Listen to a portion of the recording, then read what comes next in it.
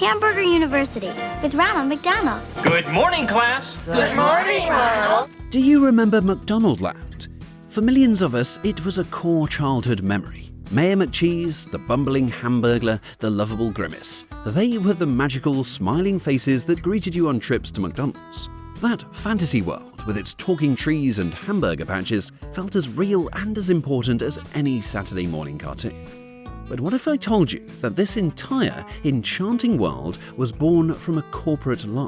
What if I told you that this beloved piece of American pop culture was actually brazenly stolen? This is the incredible story of how the creators of a wonderfully weird and psychedelic children's show, HR Pufnstuf, had their entire universe ripped off by the biggest restaurant chain on the planet.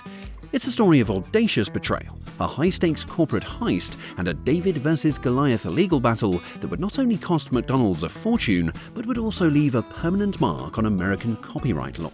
I think it was January or February we saw it on the air. And so there was a lawsuit. It was the first time I'd ever been in court. Before the corporate drama and the courtroom showdowns, you have to understand just how unique Sid and Marty Krofft were. In the late 1960s and early 1970s, they were the undisputed kings of weird, vibrant, and wonderfully psychedelic children's television. They were master puppeteers, but their vision went far beyond simple marionettes. They were world builders destined for something much bigger. In 1969, they unleashed their masterpiece upon the world, HR Pufnstuf. The show followed a young boy named Jimmy, who finds himself shipwrecked on a place called Living Island, a world where, true to its name, everything was alive. We're talking about talking trees with deep voices, books with faces that could tell stories, and castles that were living, breathing characters themselves. So that's what this is. I found it. Thought it was a piece of jewelry. Here you are. Thank you, Mom.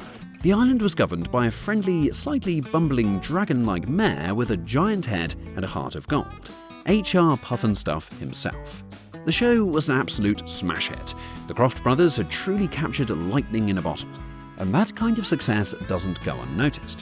In 1970, their unique creation caught the eye of a prominent ad agency, Needham, Harper & Steers, which was desperately trying to land the massive McDonald's account. Their big idea was to create a branded fantasy land for McDonald's, a place that would make children feel like they were stepping into a storybook every time they ordered a Happy Meal. And they knew exactly who could build it for them. They contacted Marty Krofft, proposing a formal collaboration based on the Pufnstuf characters. For the Krofft brothers, it must have seemed like the opportunity of a lifetime. The advertising agency came to us and they asked us if we could create a McDonaldland concept. A la Pufnstuf, they said. The initial discussions were thrilling. Court documents would later show a series of enthusiastic phone calls and meetings between the Krofft brothers and the Needham agency. An August 1970 letter from the agency even explicitly stated that the plan for a McDonaldland campaign based on the HR Pufnstuf series was moving forward, and that the Kroffts would be compensated for their artistic and engineering work. For all intents and purposes, it seemed like a done deal. The Kroffts were about to bring their beloved characters to the biggest stage imaginable. No, Jimmy, no! I better get him to the clock people fast. I must return to the castle with Freddie Flute. I have 24 hours. And then, suddenly, everything went silent. When a confused Marty Krofft called the agency for an update, he was given shocking and inexplicable news. The entire campaign had been cancelled. The dream project was dead. The explanation for that lie would soon become painfully clear, not in a letter or a phone call, but on their own television screens. In January 1971, McDonald's launched its massive new national campaign, McDonaldland. Watching those first commercials air, the Krofft brothers must have been stunned into disbelief. It wasn't just similar to their creation, it was a near carbon copy. The commercials depicted a fantasy world with talking trees, a prominent castle, and a forest of living objects, exactly like Living Island. The characters were a blatant, undeniable imitation. Their magical world was led by a mayor with a disproportionately large head, just like HR Pufnstuf. His name, Mayor McCheese. As the court would later note, the similarities were so extensive that a child likely wouldn't even notice the difference. For the great taste. You won! I always knew it was in the bag. McDonald's. The parallels were staggering and systematic. Pufnstuf had a villainous, multi-armed creature, McDonaldland had the multi-armed hamburger. The court later found that the commercials had captured the total concept and feel of the Crofts' creation. This wasn't a coincidence, it was a corporate heist. Needham hadn't cancelled the project. They simply won the McDonald's contract and decided to cut the Crofts out, keeping their ideas and their money for themselves. To add the ultimate insult to injury, the agency hired former Croft employees to design the sets and costumes, and even hired the same voice actor who voiced the Pufnstuf characters to work on the McDonaldland ads. This was a direct and devastating blow to the Crofts business, as companies, confused by the blatant similarities, began dropping licensing deals with them. Faced with a corporate giant using their own magic against them, they decided to fight back. In September 1971, Sid and Marty Krofft filed a copyright infringement lawsuit against McDonald's and its ad agency. This was a true David and Goliath battle in every sense of the word. On one side, you had McDonald's, a global behemoth with nearly infinite resources and a legion of high-powered lawyers. On the other, you had the Krofft brothers, with their independent production company, their creativity, and a burning sense of injustice. The case finally went to a jury trial in November 1973. For 3 intense weeks, the courtroom was transformed into a surreal pop culture classroom. The jury was shown episode after episode of HR Pufnstuf, alongside the McDonaldland commercials that had saturated the airwaves. They were asked to compare toys, puppets, and other merchandise from both worlds, laying them side by side to examine the similarities. McDonald's defense was audacious. Their lawyers argued that while they may have copied the general idea of a fantasy world with costumed characters, the specific expression of that idea was different, and therefore not infringement.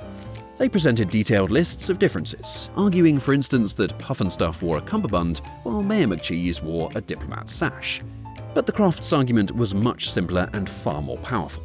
Copyright is supposed to protect the total concept and feel of a creative work, and any reasonable person, especially a child, could see that McDonaldland was a direct and substantial copy of HR Pufnstuf. The jury agreed. They found in favour of Sid and Marty Krofft, ruling that McDonald's had indeed infringed on their copyright. However, the initial victory felt hollow and incomplete.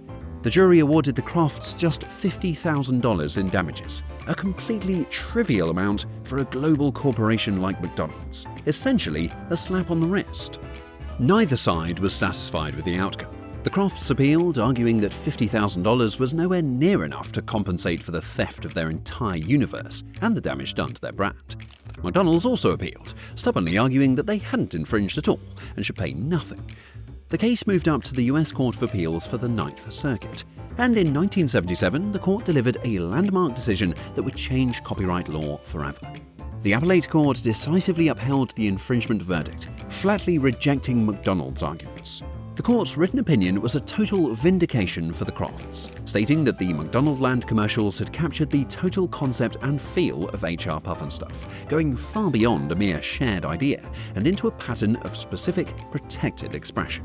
But most importantly, the court agreed with the Crofts on the issue of damages. The case was sent back down to a lower court for a proper accounting of all the profits McDonald's had earned from the infringing McDonaldland campaign.